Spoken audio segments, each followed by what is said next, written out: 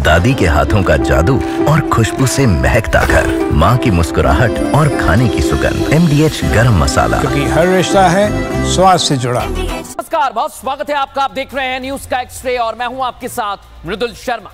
आज आपको बताऊंगा दर्शकों, पाकिस्तान दुनिया भर में भीख मांग रहा है। ऑपरेशन सिंदूर में आतंकियों को तबाह कर दिया है, लेकिन अब पाकिस्तान से आवाज आने लगी है, मोदी जी बचा लो। कौन कह रहा है, कौन गुहार लगा रहा है, बताएंगे आपको।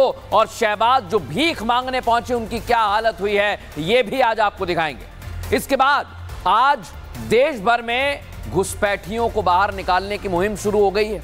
अलग अलग राज्यों से एक्सक्लूसिव रिपोर्ट आपको बताऊंगा, कैसे बांग्लादेशी और रोहिंग्याओं को भगाया जा रहा है, वो पूरी जानकारी आपको देंगे।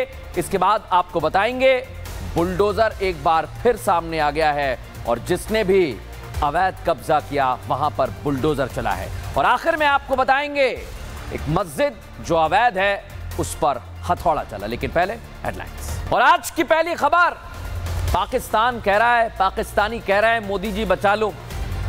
प्रधानमंत्री नरेंद्र मोदी ने हमारी तीनों सेनाओं को खुली छूट दी है और ऑपरेशन सिंदूर से पाकिस्तान का क्या हाल हुआ है ये दुनिया जान चुकी है, दुनिया देख चुकी है। लेकिन जो पाकिस्तान कल तक आंखें दिखाने की हिमाकत कर रहा था, आज उसी पाकिस्तान से आवाज उठी, मोदी जी बचा लो। और ये खबर जब सामने आई दर्शकों, तो हमने पूरा एक्सरे आपके लिए किया है। हुआ क्या है मैं आपको विस्तार से समझाता हूं। पहली बात, शहबाज शरीफ, भिकमंगा शहबाज दर दर भटक रहा है। भारत ने ऑपरेशन सिंदूर में जो पाकिस्तान में घुसकर आतंकी अड्डों को तबाह किया, जो तबाही मचाई, वो तो दुनिया ने देखी। उससे पाकिस्तान बर्बाद हो गया है दर्शकों। और शहबाज शरीफ अब ईरान, अजरबैजान, तजाकिस्तान, तुर्की से भीख लेने पहुंच गया है। लेकिन जगह जगह शहबाज कटोरा लेकर घूम रहा है और शहबाज शरीफ की इस बार मदद करने कोई आगे नहीं आया है। आप समझिए, क्योंकि बाकी देश डर गए कि अगर पाकिस्तान की मदद की, भारत से पंगा लिया तो भारत उन्हें छोड़ेगा नहीं।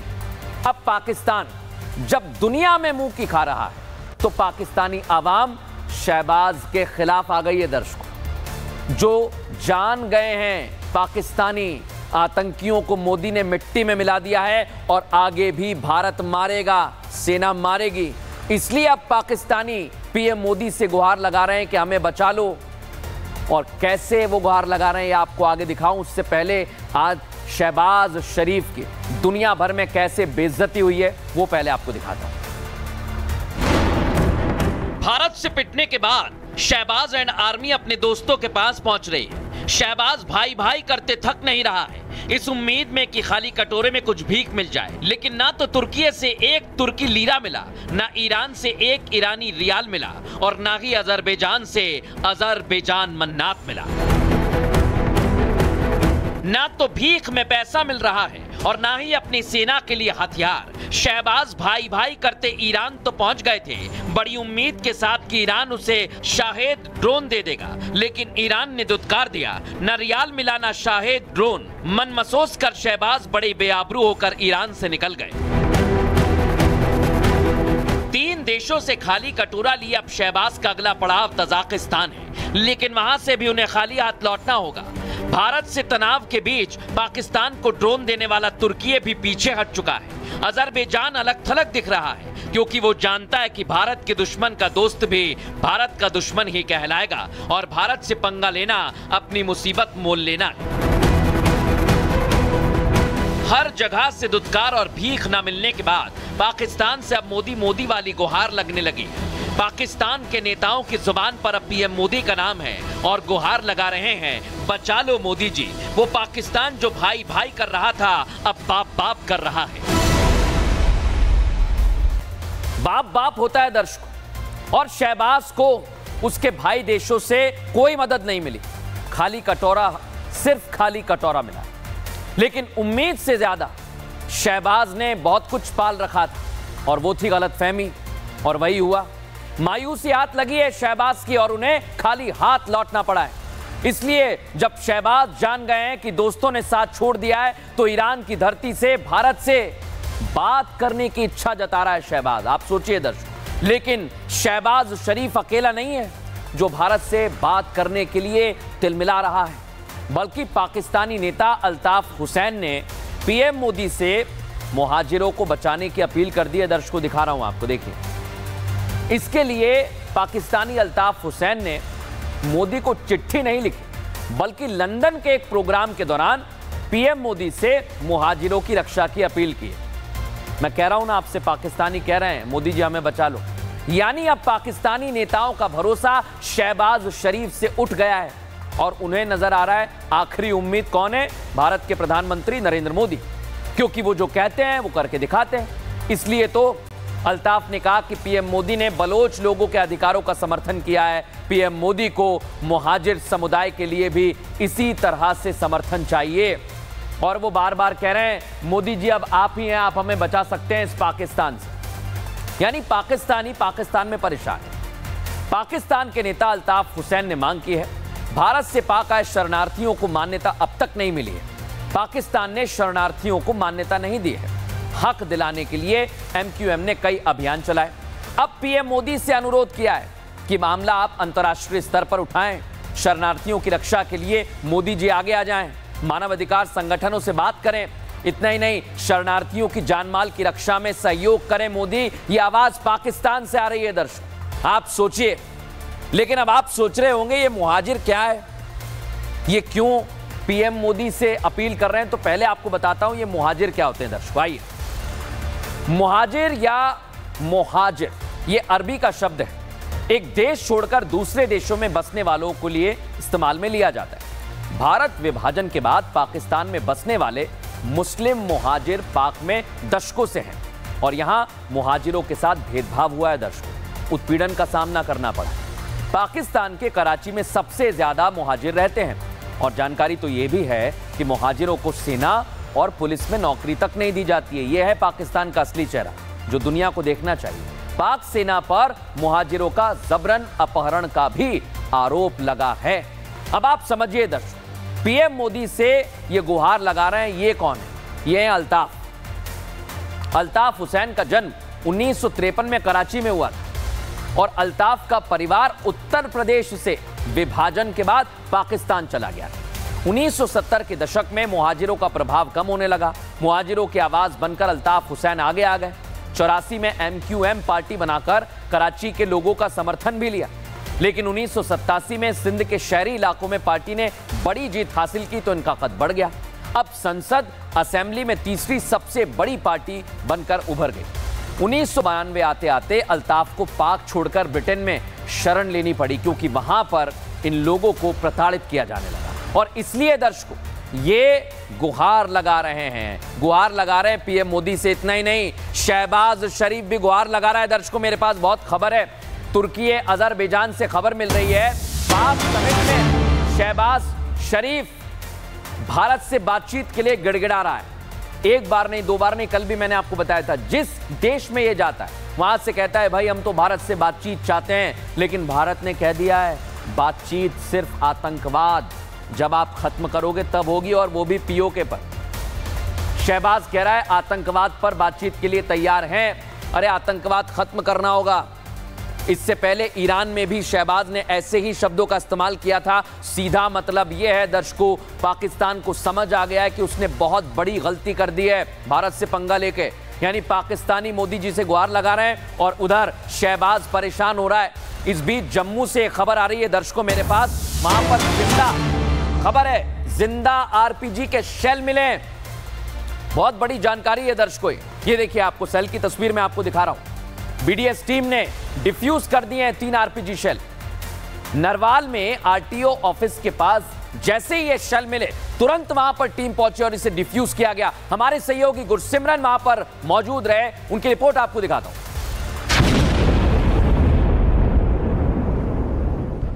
ये इतना बड़ा धमाका जो है ये एक मोर्टार शेल का था, जिसे जो है कंट्रोल्ड एक्सप्लोजन के जरिए डिफ्यूज किया गया है बॉम्ब डिस्पोजल स्क्वाड की तरफ से। जम्मू के ट्रांसपोर्ट नगर इलाके में नरवाल में जो है ये 3 मोर्टार शेल्स मिले थे। एक जिंदा शेल था जिसे अब डिस्ट्रॉय कर दिया गया है। माना जा रहा है कि इस सरहदी इलाके में जो पाकिस्तान की तरफ से फायर किए गए शेल्स हैं उसे कोई जो है जो कूड़ा कचरा उठाने वाला यहाँ ले आया था, और यहाँ पर जब उसे लगा कि इसमें एक्सप्लोजिव है तो उसके बाद इसे छोड़ दिया गया। अब बॉम्ब डिस्पोजल स्क्वाड की तरफ से इसे जो है यहाँ पर निष्क्रिय किया गया है। देखा दर्शकों आपने, पाकिस्तान के फुस्सी बम है जो अब हम डिफ्यूज कर रहे हैं। एक तरफ पाकिस्तान प्रधानमंत्री नरेंद्र मोदी की तरफ आस भरी निगाह से देख रहा है कि हमें बचा लें, तो दूसरी तरफ भारत दुश्मन की गलत हिमाकत का जवाब देने के लिए 24 घंटे तैयार है। बेशक भारत और पाकिस्तान के बीच सीज फायर हो गया, लेकिन देश के गृह मंत्री तैयार हैं। वो हर एक नजर रख रहे हैं गतिविधि पर। भारत जंग के लिए हमेशा तैयार बैठा है और अगर वहां से कुछ हुआ तो जबरदस्त जवाब दिया जाएगा। 2 तस्वीर आप देख लीजिए। कल गृह मंत्री अमित शाह जम्मू कश्मीर में रहेंगे, इसलिए मैं कह रहा हूं कुछ बड़ा होने वाला है। बड़ा संदेश है दुश्मन के लिए कि हम नजर बनाए हुए हैं। एक गलती आपको पूरी तरह से खत्म कर सकती है, ये प्रधानमंत्री मोदी ने भी कहा है। और इधर दूसरी तस्वीर जो आप देख रहे हैं, पाकिस्तान से सटे बॉर्डर इलाकों में भारत जो राज्य हैं पाकिस्तानी सीमा से लगते हुए, कल मॉक ड्रिल होने वाली है दर्शकों। जो पंजाब, हरियाणा, राजस्थान, गुजरात और जम्मू कश्मीर के लोग मुझे सुन रहे हैं, आप लोगों के लिए बहुत बड़ी जानकारी दे रहा हूं मैं, बहुत बड़ी जानकारी दर्शकों। आपको याद है ना, पूरे देश भर में 7 मई को मॉक ड्रिल हुई थी।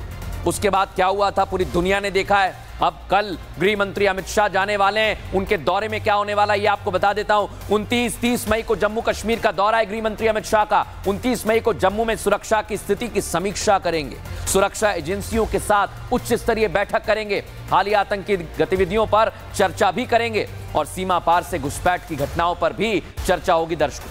30 मई को गृह मंत्री अमित शाह कहां जाएंगे? पुंछ का दौरा करेंगे।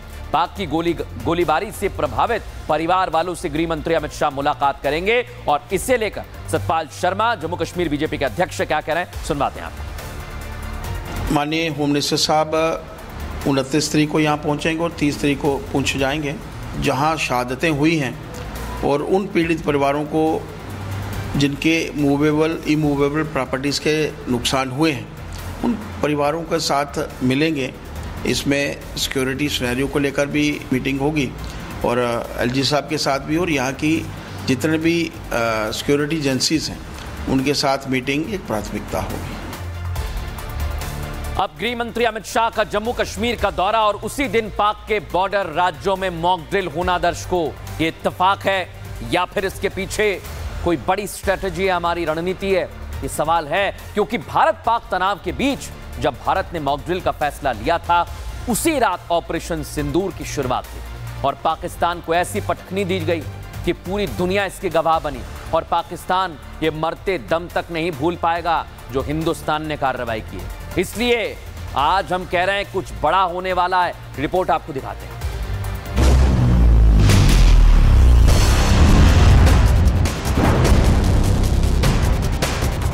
कुछ घंटों बाद फिर सायरन की आवाज गूंजने वाली है। एक बार फिर लोगों को खुद की सुरक्षा के लिए ट्रेनिंग दी जाएगी। फिर घरों और शहरों को ब्लैकआउट कर दिया जाएगा। 7 मई को ही मॉक ड्रिल के बाद एक बार फिर वैसी ही तस्वीर दिखने वाली है, लेकिन इस बार ये देश भर में नहीं बल्कि देश के 5 राज्यों में होगी जो बॉर्डर से सटे हुए हैं, जिनमें गुजरात, राजस्थान, पंजाब, हरियाणा और जम्मू कश्मीर शामिल हैं। पंजाब, राजस्थान और गुजरात के साथ साथ सरहदी केंद्र शासित प्रदेश जम्मू कश्मीर में भी मॉक ड्रिल्स होने जा रही हैं। बताया जा रहा है कि कल तकरीबन 180 मिनट तक की मॉक ड्रिल्स कल देर शाम चलेंगी, जिसमें यह रेड सायरन्स के साथ साथ बाकी किस तरह से जो सिविल एडमिनिस्ट्रेशन है, जिसमें एसडीएम लेवल पर किस तरह की तैनाती है और एक एक्शन प्लान जिसमें कि इवैक्यूएशन प्लान भी शामिल है, वो सब चर्चाएं जो हैं होंगी। पाकिस्तान बॉर्डर से सटे इलाकों में मॉक ड्रिल शाम 5 बजे से 8 बजे तक की जाएगी, जिसमें सायरन बजाकर लोगों को अलर्ट किया जाएगा। इसके साथ ही ब्लैकआउट होगा ताकि दुश्मन हमला करे तो उसे सटीक लोकेशन ना दिखाई दे। पाकिस्तान को ऑपरेशन सिंदूर के जरिए धूल तो चटा दी गई है, लेकिन भारत साफ कर चुका है कि ऑपरेशन सिर्फ स्थगित हुआ है, खत्म नहीं हुआ है। ऐसे में अगर पाकिस्तान की तरफ से कोई नापाक हिमाकत होती है तो भारत उसके लिए पहले से ही तैयारी किए हुए है और ये मॉक ड्रिल उसी का हिस्सा है। भारत की तैयारी है दर्शकों, और जो पाकिस्तानी बॉर्डर से इलाके और राज्य लगते हैं वहां पर खास तैयारी है। गुजरात से हमारी सहयोगी गोपी की रिपोर्ट आपको दिखाते हैं वहां किस तरह की तैयारी है। ऑपरेशन सिंदूर के 22 दिन बाद कल ऑपरेशन शील्ड के तहत देश भर में मॉक ड्रिल होने वाली है। शाम को 5 से लेके 8 बजे तक एयर सायरन्स बजेंगे, ब्लैकआउट की प्रैक्टिस करवाई जाएगी और जो एग्जीक्यूशन प्लान है, जो पूरा एग्जिट करने का प्लान है इमरजेंसी सिचुएशन में, वो बताया जाएगा लोगों को। स्पेसिफिकली जो गांव पूरे बॉर्डर डिस्ट्रिक्ट से सटे हुए हैं, पाकिस्तान की बॉर्डर से सटे हुए हैं, वहाँ पे कंप्लीट ब्लैकआउट की प्रैक्टिस भी करवाई जाने वाली है। तो दर्शकों, कल हमारी नजर बनी रहेगी, जहां जहां मॉक ड्रिल होगी वहां से आपको अपडेट देंगे। बहरहाल खबरों में आगे बढ़ेंगे और एक और बड़ी खबर आपके लिए लेकर आया हूं आज उत्तर प्रदेश से, जहां पर बाबा का बुलडोजर गरज रहा है। और जो लोग सोच रहे थे कि बुलडोजर रुक गया है, नहीं रुका है दर्शकों, बता रहा हूं आपको, जहां जहां अवैध है वहां पर बाबा का बुलडोजर चल रहा है। उत्तर प्रदेश के महाराजगंज में आज आपको बताऊं दर्शकों, सीएम योगी आदित्यनाथ के आदेश के बाद प्रशासन की टीम अतिक्रमण पर एक्शन ले रही है। भारत नेपाल सीमा से 15 किलोमीटर की दूरी पर अवैध के खिलाफ अतिक्रमण हटाओ अभियान शुरू हो गया। देखिए आप, और ये जो मस्जिद आपको दिख रही है अवैध है, इस इलाके में इस अवैध मस्जिद जैसे ही प्रशासन ने नोटिस थमाया, उसके बाद मस्जिद पर अतिक्रमण करने वाले अलर्ट पर आ गए। उन्होंने खाली करने की कवायद तेज की, फुल फ्रेम दिखाई तरह से, और लोगों ने अवैध तरीके से इस मस्जिद को बनाया था। उसके बाद दर्शकों इसे खाली किया गया है और इसे ये खुद हथौड़ा लेकर तोड़ रहे हैं। देखिए आप, सरिया लेकर तोड़ रहे हैं मस्जिद, पूरी मस्जिद को मिट्टी में मिलाया जा रहा है। लोगों ने खुद इसे ध्वस्त करने का बीड़ा उठा लिया है। तो ये तस्वीर आपने देख ली है दर्शकों, और उत्तर प्रदेश में सीधी बात यह है कि अगर आपने अवैध निर्माण किया है तो फिर कार्रवाई होगी। पुलिस और प्रशासन की टीम अतिक्रमण हटाओ अभियान चला रही है। अतिक्रमण को लेकर उत्तर प्रदेश में प्रशासन की तरफ से सख्ती बरती जा रही है। जहां अतिक्रमण है वहां उसे हटाने के लिए बुलडोजर पहुंच रहा है। दिखा रहा हूं आपको, कार्रवाई लंबे समय से चल रही है उत्तर प्रदेश में, और ये अलग अलग शहरों से आज आपको तस्वीर में दिखाता हूं दर्शक कैसे ये कार्रवाई की जा रही है।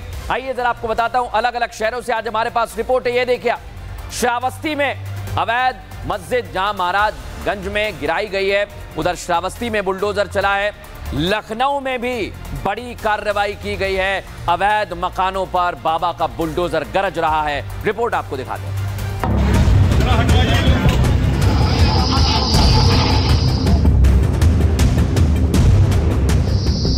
ये बाबा का बुलडोजर है। योगी आदित्यनाथ का रुख अतिक्रमण के खिलाफ एकदम साफ है।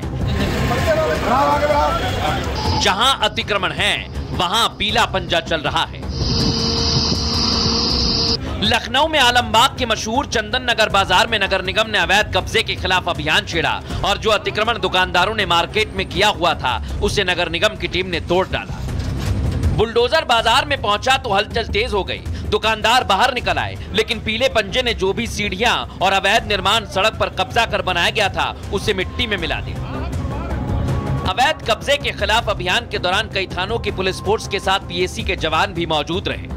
लखनऊ से करीब 150 किलोमीटर दूर श्रावस्ती में भी अवैध तरीके से सरकारी जमीन पर बनाए गए मकानों पर प्रशासन ने बुलडोजर चलाया। घरों की बाउंड्री वॉल से लेकर मकान का दूसरा अवैध हिस्सा मिनटों में मलबे में तब्दील कर दिया। इस कार्रवाई के पहले बाकायदा कोर्ट से नोटिस भेजा गया था। 9 मई 2024 को जारी किए गए उस नोटिस की डेडलाइन खत्म होने के बाद प्रशासन की टीम को कब्जा मिला तो उस पर कड़ा एक्शन लिया गया। दर्शकों, इधर अवैध पर कार्रवाई जारी है, उधर अवैध घुसपैठिए आ गए, और ये घुसपैठिए भारत में लंबे समय से रह रहे थे, लेकिन अब इन्हें कहा जा रहा है गेट आउट, निकल जाइए भारत से। ये बात क्यों कह रहा हूं दर्शकों? क्योंकि भारत धर्मशाला है।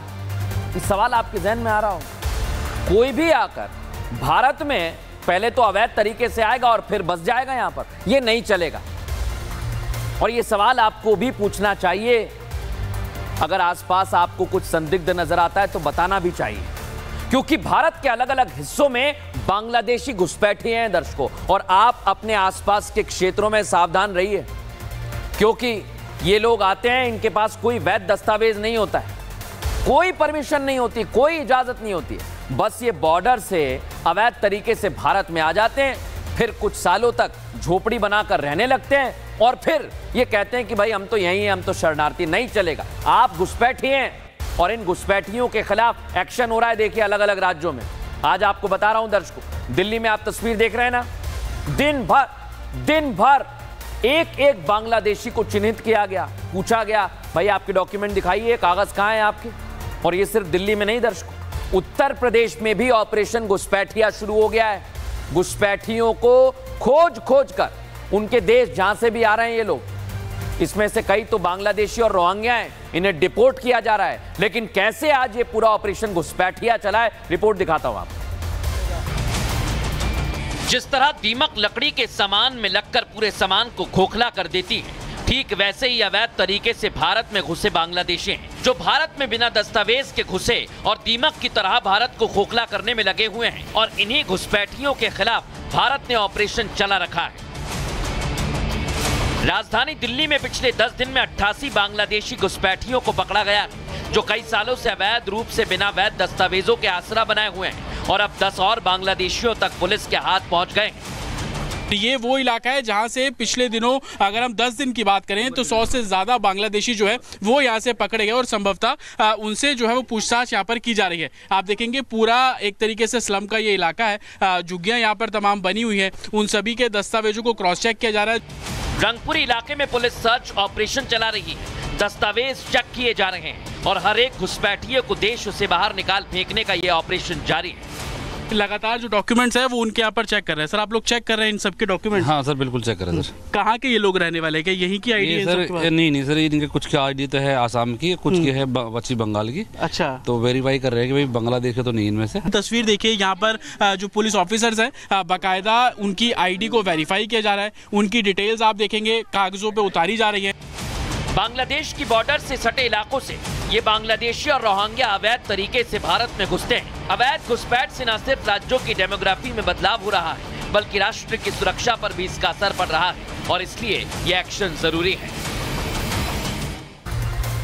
दिल्ली की तरह दर्शकों उत्तर प्रदेश के बरेली में भी घुसपैठियों को बाहर निकालने का अभियान चल रहा है। ऑपरेशन तलाश। बरेली के 1-2 नहीं बल्कि 29 थाना क्षेत्रों में यह ऑपरेशन चल रहा है। दर्शकों आप सोचिए कितने लोग आकर घुस गए यहाँ पर, ये झुग्गियों में रह रहे हैं, बाहर से आ जाते हैं अवैध तरीके से। अब इन लोगों से पूछताछ की जा रही है, तस्वीर आपको दिखा रहा हूं, देख लीजिए। साथ ही फॉर्म भरकर इनकी सारी जानकारी जुटाई जा रही है, बच नहीं पाएंगे। वैध दस्तावेज ना होने पर घुसपैठियों को डिटेंशन सेंटर भेजा जा रहा है। और आज बरेली में ऑपरेशन तलाश कैसे चलाया गया बता रहा हूं आपको। 58 टीमें गठित की गई हैं और 29 थाना क्षेत्रों में यह ऑपरेशन चल रहा है। 10 जून तक यह ऑपरेशन चलेगा, अभी भी कई दिन हैं। 50 से ज्यादा संदिग्ध चिन्हित किए गए हैं, इनसे सावधान रहना बहुत जरूरी है दर्शकों। और इसे लेकर एसएसपी बरेली अनुराग आर्या से हमने बात की, वो क्या कह रहे हैं सुनवाता हूं आप। जो लोग यहाँ पे आवासित हैं और बाहर के रहने वाले हैं, जो वर्तमान में यहाँ पे रह रहे हैं और बाहर के रहने वाले हैं, उनके मूल एड्रेस का वेरिफिकेशन कराया जाना है। और इस प्रक्रिया में अगर कोई बांग्लादेशी या रोहिंग्या मिलते हैं तो उनका डिपोर्टेशन कराया जाना है, जो एमएचए की मिनिस्ट्री ऑफ होम अफेयर्स की गाइडलाइंस है उनके अकॉर्डिंग। तो इसके लिए हमारे 29 थाना क्षेत्रों में टीमें बनाई गई है। इसके साथ साथ जो डिप्टी एसपी LIU हैं उनकी टीम तैयार की गई है।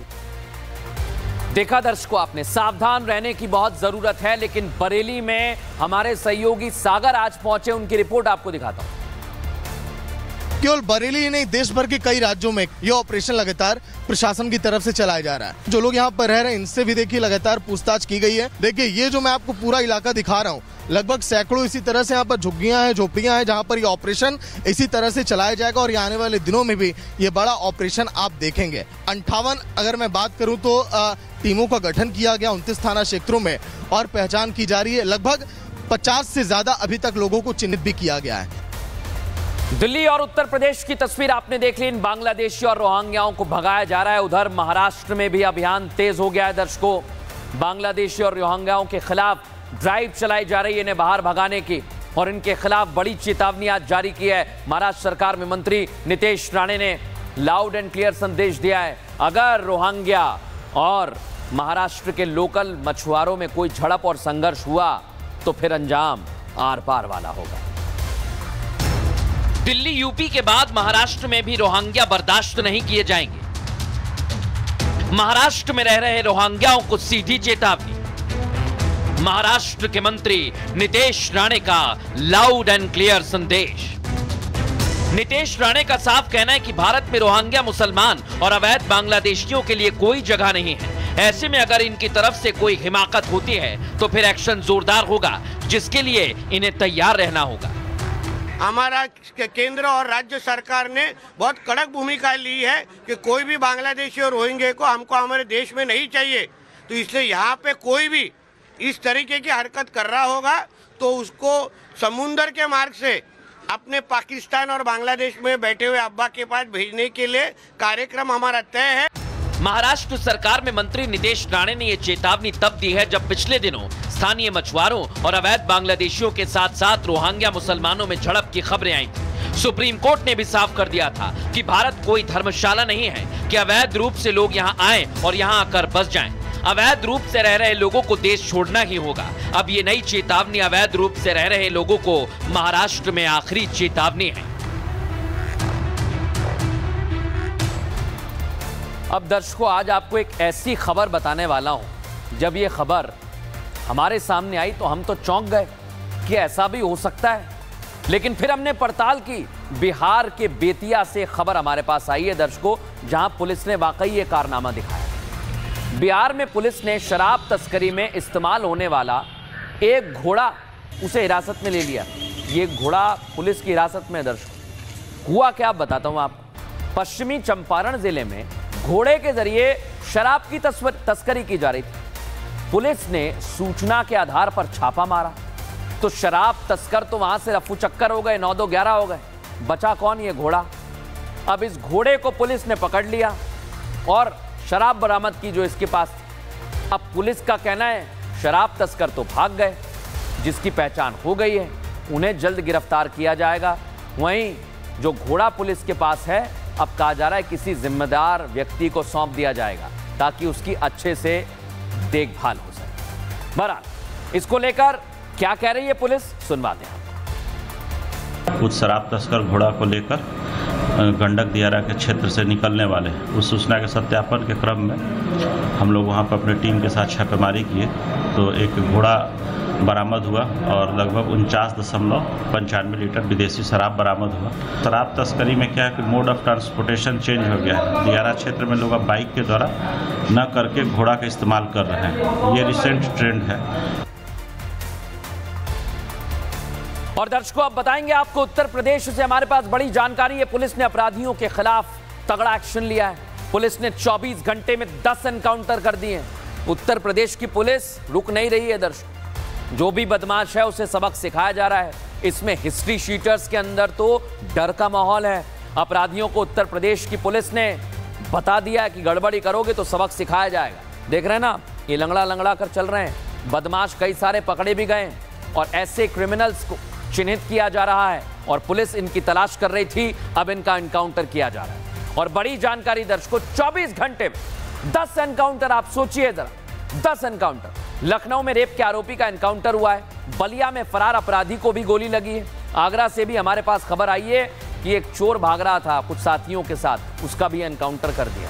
यानी अगर आप जरा भी कोशिश की तो आपको सबक सिखाया जाएगा।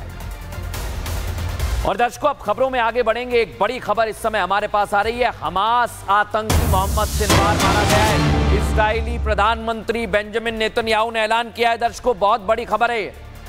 इजराइल लगातार कार्रवाई कर रहा है और हमास जो आतंकी संगठन है, 7 अक्टूबर को हमला किया था इजराइल पर। उसके बाद से इजराइल लगातार इन्हें सबक सिखा रहा है। और इस बार इजराइल ने कहा कि हमने मोहम्मद सिनवार को ढेर कर दिया है। ये याया सिनवार का भाई है दर्शकों। हमास का गाजा प्रमुख बताया जा रहा है मोहम्मद सिनवार, और इसको नेस्ते नाबूद करने के लिए इजराइल की लंबे समय से तैयारी थी, मौका मिला और इसे ढेर कर दिया गया है। आपको यह भी बता दें दर्शकों, अभी भी इजराइल और फिलिस्तीन में जो तनाव था वो चल रहा है, क्योंकि इजराइल ने ठान लिया है कि हम इसे नेस्ते नाबूद करके ही दम लेंगे। अब मोहम्मद सिनवार कौन था जिसको इजराइल ने मार दिया है, आपको बता देता हूं। हमास नेता याह्या सिनवार, जिसको इजराइल लगातार टारगेट पर ले रहा था, उसका ये भाई है, और याह्या सिनवार की मौत के बाद इसने ही हमास को संभाल रखा था और हमास के मिलिट्री और राजनीतिक ऑपरेशंस की पूरी कार्रवाई यही करता था, यही देखता था। इजरायली अफसर लगातार इसको निशाने पर लेने का इंतजार कर रहे हैं। मोहम्मद सिनवार को शैडो भी कहते हैं। 2023 में इजराइल पर हुए अटैक का ये मास्टरमाइंड है, और मोहम्मद सिनवार पर इजराइल ने इनाम रखा था, लेकिन अब इसे मिट्टी में मिलाने का काम इजराइल ने किया है। यानी आतंकवाद को एक तरफ भारत खत्म कर रहा है और दूसरी तरफ इजराइल भी हमास के साथ बराबर जंग लड़ रहा है। वक्त हो गया एक छोटे से ब्रेक का दर्शकों। न्यूज का एक्सरे में फिलहाल इतना ही। नमस्कार।